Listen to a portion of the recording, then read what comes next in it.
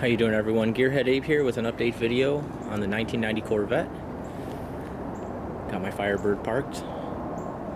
Gonna be getting that thing ready for the winter prep. But anyway, here we're doing a fuel sending unit replacement and fuel pump. This is a new one that I got. The car basically is reading incorrect fuel. The fuel gauge in the interior, it's digital and it's reading incorrectly. And from what I've been reading online, 90% of the time the culprit is actually this right here. This thing ends up having some type of malfunction, this arm controller. Here's the stock one. Not sure. And it feels okay, but that could be different.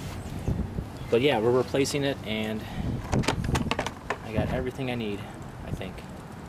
Putting the stock pump back in. Actually, the sock came off, and I think it's in there. Let me get a flashlight, take a look in there. I think the sock is actually... Damn, I don't have my light. Hold on, let's see if I can see it.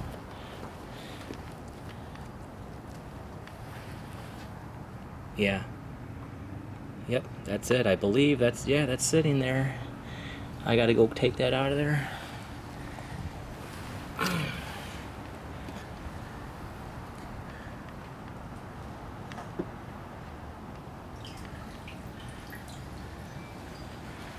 Yeah, that came off somehow. That's not good. Let me cover the hole because I don't want anything flying in there. There's a tree right behind me that basically all these little freaking things fly everywhere. But yeah, that's what we're doing, guys. I'll let you know what happens and how it goes.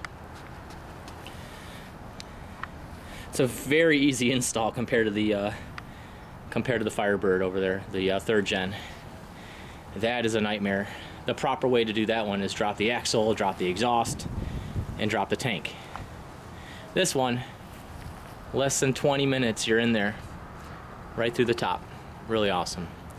So C4 owners, great engineering on this fuel system, may I just say. Real easy to take out.